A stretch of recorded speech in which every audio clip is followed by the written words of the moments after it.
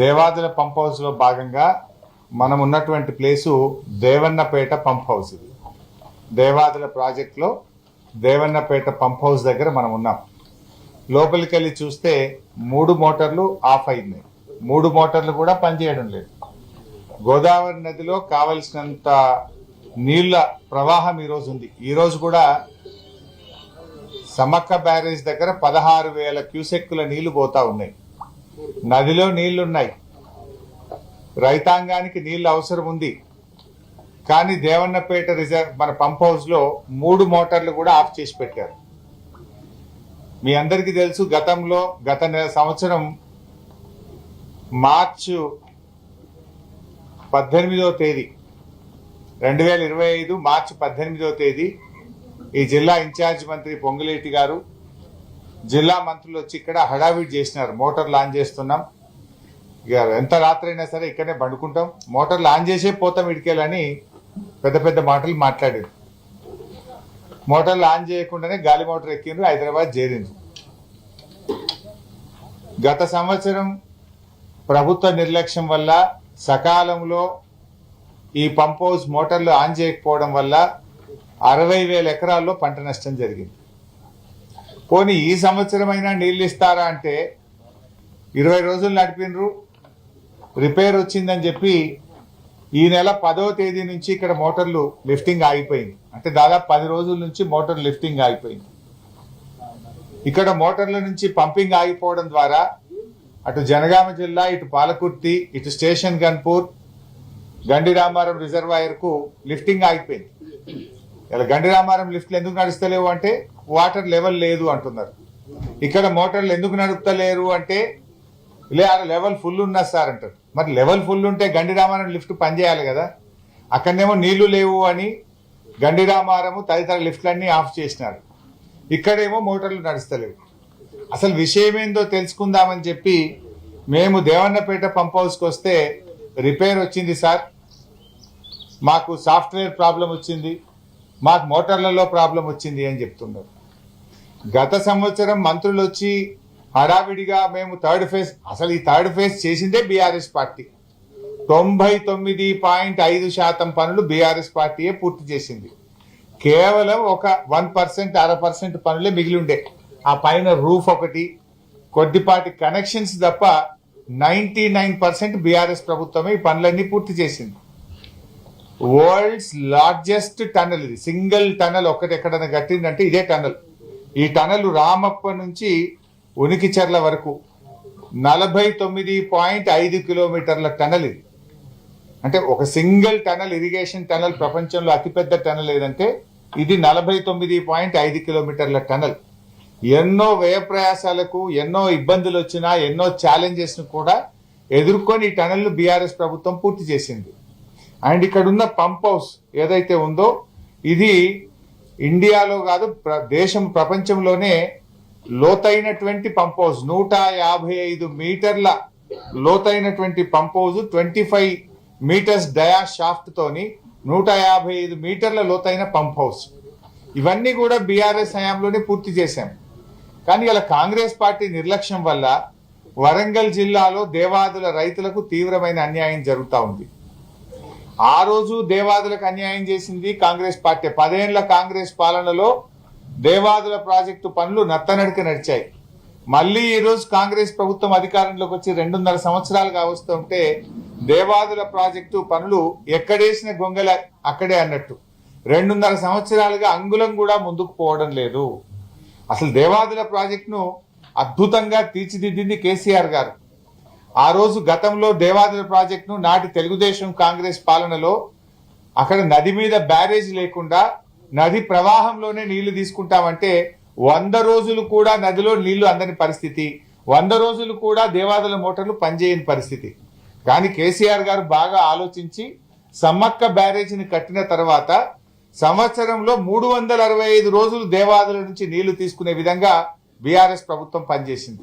ఇలా సమ్మక్క బ్యారేజ్ కట్టడం వల్లనే 365 రోజులు దేవాదుల పంపింగ్ చేసుకునే అవకాశం వచ్చింది. ఇలా ఆనాడు 25 టీఎంసీలు మాత్రమే దేవాదులకు నీటి కేటాయింపులుంటే నాటి కేసీఆర్ గారి ప్రభుత్వం దేవాదుల నీటి కేటాయింపులను 60 టీఎంసీలకు పెంచి ఈ జిల్లాలో 6.5 లక్షల ఎకరాలకు దేవాదుల కింద నీళ్లు ఇవ్వడానికి ప్రణాళికలు చేసింది, పనులు చేసింది బీఆర్ఎస్ ప్రభుత్వం. ఉమ్మడి ఆంధ్రప్రదేశ్లో అంటే 15 ఏండ్ల తెలుగుదేశం కాంగ్రెస్ రెండు ప్రభుత్వాలు కలిపి దేవాదుల కింద ఇచ్చిన ఆయకట్టు కేవలం 47,000 ఎకరాలు. కానీ బీఆర్ఎస్ ప్రభుత్వం వచ్చిన తర్వాత ఆ ఆయకట్టును 3,17,000 ఎకరాలకు మేము పెంచాం. 47,000 ఎకరాల నుంచి దేవాదుల ఆయకట్టును బీఆర్ఎస్ హయాంలో 3,17,000 ఎకరాలకు మేము పెంచడం జరిగింది. మరి 2.5 ఏళ్ళైంది కాంగ్రెస్ గవర్నమెంట్ వచ్చి, ఒక్క ఎకరానికి అదనంగా నీళ్ళు ఇచ్చిండ్రా? ఉన్న మోటార్లు కూడా మీకు నడపచేతనైతే లేదు. పోయిన సంవత్సరం మీ అందరికీ తెలుసు బీఆర్ఎస్ పోరాటం చేసింది. భీమ్ గన్పూర్ దగ్గర యాసంగి సీజన్ లో మోటార్లే ఆన్ చేయలే. ఎందుకు ఆన్ చేయలేదు అంటే 8 కోట్ల రూపాయలు మెయింటెనెన్స్ డబ్బులు కాంట్రాక్టర్కి ఇవ్వలేదు కనుక మోటార్లు ఆన్ చేయలేదు. లక్షలాది ఎకరాల్లో పోయిన సంవత్సరం వరంగల్ జిల్లాలో పంట నష్టానికి కారణం కాంగ్రెస్ పార్టీ నిర్లక్ష్యం, ఈ జిల్లాలో ఉండే మంత్రులు, ఈ జిల్లా కాంగ్రెస్ నాయకుల నిర్లక్ష్యం వల్ల దేవాదుల మోటార్లు ఆన్ చేయలేదు. 8 కోట్ల రూపాయలు లేవా? 8 కోట్లు మెయింటెనెన్స్ కి ఇవ్వకపోవడం వల్ల మోటార్లు ఆన్ చేయలే. బీఆర్ఎస్ పోరాటం చేస్తే 45-50 రోజుల తర్వాత అప్పుడు 8 కోట్లు ఇచ్చి మోటార్లు ఆన్ చేసింది. 45-50 రోజుల్లో ఎన్ని నీళ్లు లిఫ్ట్ చేస్తుండే, ఎన్ని లక్షల ఎకరాలకు నష్టం చేసిండ్రు? దాదాపు 700-800 కోట్ల రూపాయల పంట నష్టం గత సంవత్సరము జరిగింది. ఇప్పుడు కూడా మా బాధ ఏంటంటే మీరే సాక్ష్యం, లోపల పోయి చూస్తే 3 మోటార్లకు 3 స్విచ్ ఆఫ్ ఉన్నాయి. యాసంగి పంట లక్షల ఎకరాల్లో వరంగల్ జిల్లాలో, కరీంనగర్ జిల్లాలో వరి సాగు చేస్తా ఉన్నారు. ఎందుకు మోటార్లు బంద్ చేసినారు? ఇది నిర్లక్ష్యం కాదా? ఈ టైంలో మోటార్లు బంద్ చేస్తారా? నదిలో నీళ్లున్నాయి, చూస్తే దేవన్నపేట పంప్ హౌస్ లో 3 మోటార్లు బంద్ ఉన్నాయి. గతంలో కూడా మంత్రులు వచ్చి హెలికాప్టర్ వేసుకొని వచ్చి ఈయనే వంటాం, ఈయనే ఉంటాం, మోటార్లు ఆన్ చేసిపోతామని ఉత్తగానే పోయింది. తర్వాత ఏదో స్టార్ట్ చేసిండ్రు, 2 రోజులకే మోటార్లు ఆ టనల్లో లీకేజ్ వచ్చింది, బంద్ పెట్టిండ్రు. పోయిన సంవత్సరం 60,000 ఎకరాల పంట ఎండిపోయింది. ఇప్పుడు ఈ సంవత్సరం అయినా సరిగిస్తారంటే ఇప్పుడు కూడా మోటార్లు బందే ఉన్నాయి. ఇది పూర్తిగా ఈ ప్రభుత్వం కట్టింది లేదు, కొత్తగా తవ్వింది లేదు, ఉన్న ప్రాజెక్టును నడపచేతగాక వరంగల్ జిల్లా రైతాంగం యొక్క నోరు కొడుతున్నది నేటి కాంగ్రెస్ ప్రభుత్వం.